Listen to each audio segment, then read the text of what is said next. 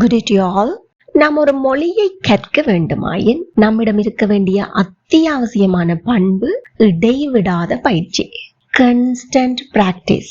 அந்த வகையில் நாம் தினமும் 10 வாக்கியங்கள் தமிழிலும் அவற்றை ஆங்கிலத்தில் எவ்வாறு சரளமாக பேசிடலாம் என்பது பற்றியும் பார்க்க போன்றோம். இவற்றை நீங்கள் தினமும் குறிப்பிட்ட நேரத்தை ஒதுக்கி பயிற்சி செய்வதன் மூலமும், இதே போல மேலும் வாக்கியங்களை உருவாக்கி பயிற்சி செய்வதன் மூலமும் சிறந்த பலனை பெற்றிட முடியும். One day you can be fluent in speaking English. If you have any doubt, you can comment it and definitely I will help you. Now let's move on to the practice. உனக்கு தெரியாத விஷயம் ஒன்று இருக்கு, ஏதோ ஒன்று இருக்கிறது, அது உனக்கு தெரியாது அப்படின்னு சொல்ல போறோம். There is something you don't know. There is something you don't know. எனக்கு ஏதாவது சாப்பிடணும் போல இருக்கு,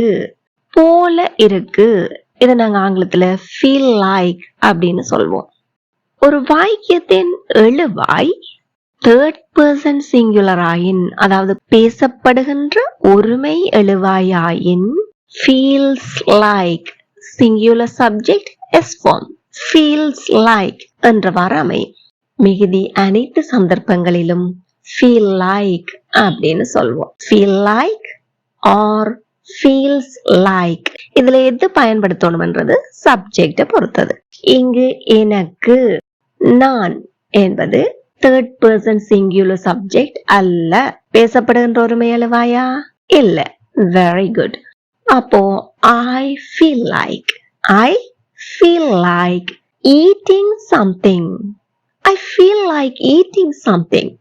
இங்கு feel like என்பதன் பின்னாடி நாங்க eating என்னும் சொல் பயன்படுத்துகின்றோம்.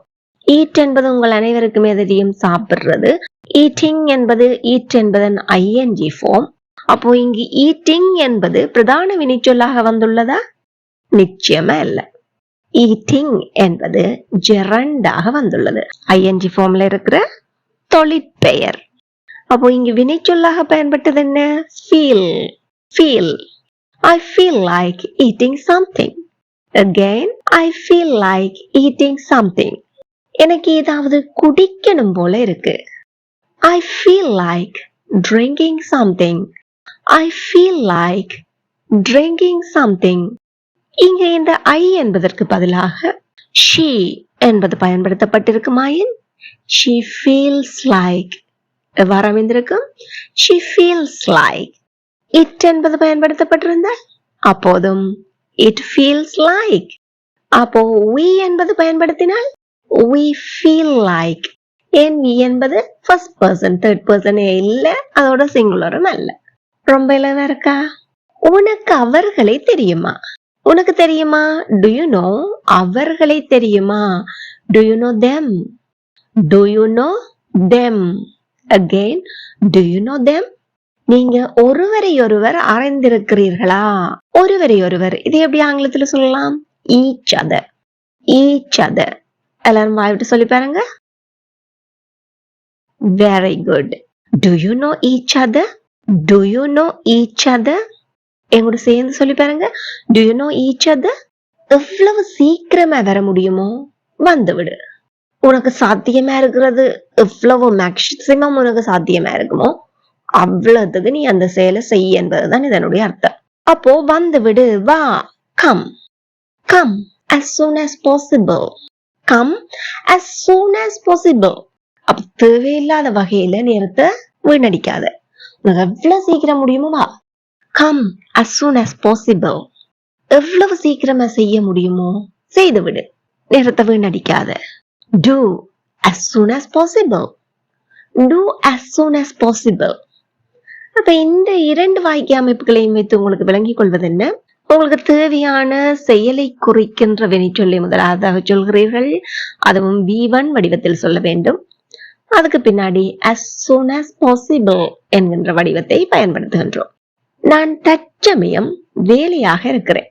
யாராவது உங்களை ஏதோ தேவைக்கு கூப்பிடுறாங்க, உங்களால அவங்க கேட்கறத செய்ய முடியாது. என்ன காரணம்?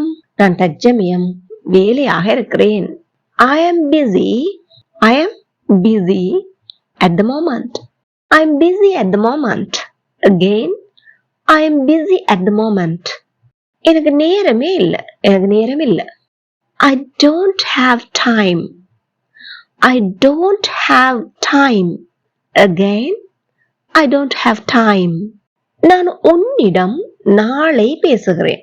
நாளைக்கு உங்ககிட்ட பேசுறேன். என்ற விருப்பத்தை இன்றைக்கு உன்னோட பேசுறது இல்ல, நாளைக்கு பேசுறேன். I will talk to you tomorrow. I will talk to you tomorrow. I will talk to you tomorrow. இப்போ நீங்க என்ன செய்ய வேணும்? இன்று நாம் பயன்படுத்தியுள்ள இந்த வாக்கிய அமைப்புகளை ஒத்த அன்றாடம் பேசக்கூடிய உங்கள் மனதில் எழுகின்ற வாக்கியங்களை பேசி பழகுங்கள், எழுதி பாருங்கள். உங்களுக்கு ஏதாவது சந்தேகங்கள் இருப்பின் கமெண்ட் பண்ணுங்க. நீங்க கமெண்ட் பண்ணினா மற்ற வியூவர்ஸும் பார்த்து they also can learn from that. If you have mistake, I can correct it also. இதே போல மேலும் பல பயனுள்ள வீடியோக்களை பார்வையிட இந்த சேனலை இப்பவே சப்ஸ்கிரைப் பண்ணி அருகே உள்ள பெல் ஐக்கனை அழுத்தி கூடவே ஆல் என்கின்ற ஆப்ஷனையும் select பண்ணிக்கொள்ளுங்கள். Thank you for watching.